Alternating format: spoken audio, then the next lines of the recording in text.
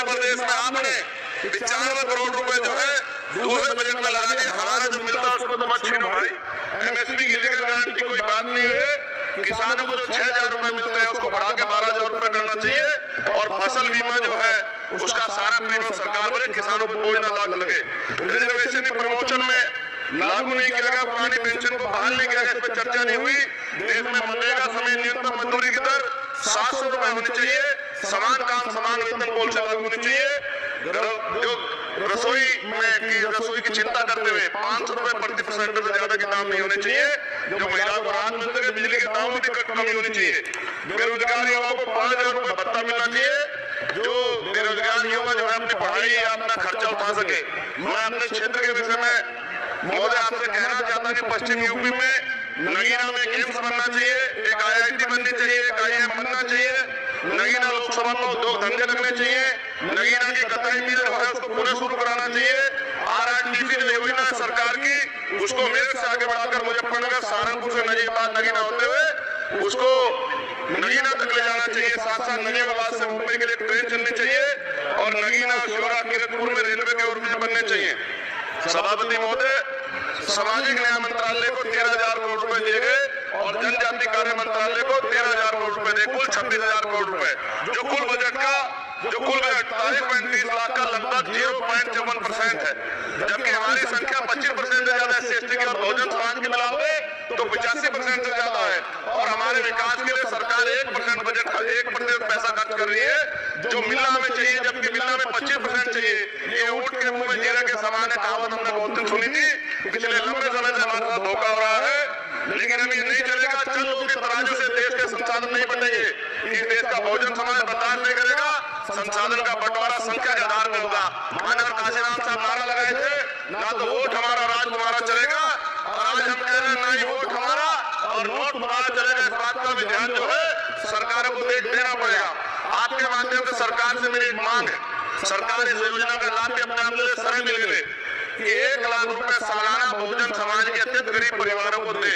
10 लाख करोड़ रुपए खर्च होंगे, लेकिन इस 1 लाख रुपए की योजना से एक झटके से परिवार में गरीबी की रेखा से ऊपर आएगा और इनके बच्चों को कुपोषण खत्म होगा, अच्छी शिक्षा मिलेगी, महिलाओं को सम्मानजनक जीवन मिलेगा और इससे वास्तव में सबका साथ सबका विकास का नारा सार्थक होगा। अगर प्रश्न ये होगा कहां से आएगा, तो उसका जवाब ये है कि अमीरों का 16 लाख करोड़ रुपए माफ हो सकता है। कॉर्पोरेट टैक्स का घटाकर लाखों करोड़ रुपए का चुनाव सरकारी खजाने में लगाया जा सकता है। पेट्रोल डीजल के दाम 10 गुना एक्साइज ड्यूटी बढ़ाई जा सकती है। तो गरीबों को सरकार पैसा क्यों नहीं दे सकती?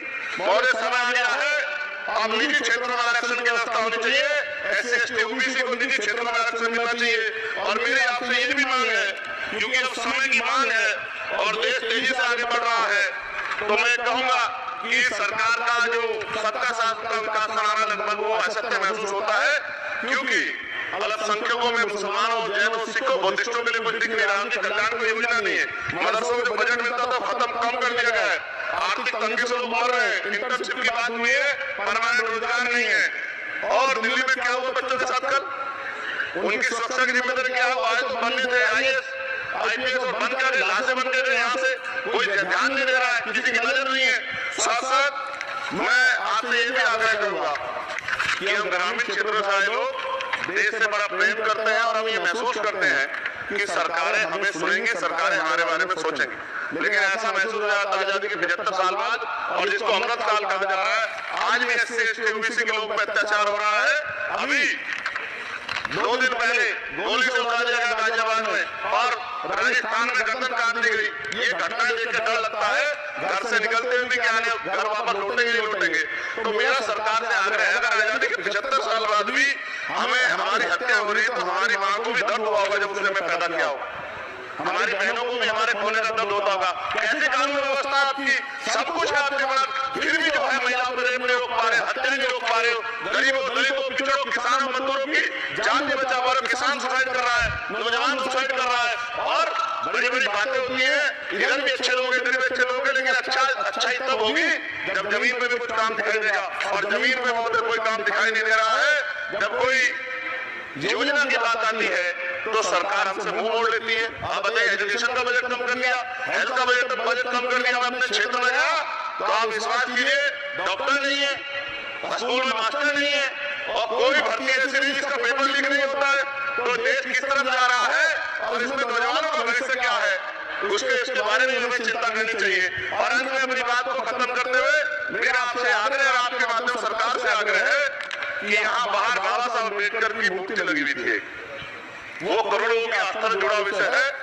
और आप विश्वास करो, इतना गुस्सा है उसको लेके, मेरी आपके माध्यम से मैं हाथ जोड़ता नहीं, लेकिन मैं हाथ जोड़ के आपसे आग्रह कर रहा हूँ कि प्रधानमंत्री सरकार से हमारे आग्रह कि वो अम्बेडकर वादियों के सम्मान का ध्यान रखते हुए उनके जो है दिल की पीड़ा को समझते हुए दर्द का ध्यान रखते हुए उस मूर्ति को पुनः स्थापित करा दीजिए। अगर इसमें कोई राजनीतिक कारण अलग बात है, लेकिन मैं कंक्लूड कर रहा हूँ, मगर मैं आपसे कहना चाहता हूँ इसमें बहुत गुस्सा है।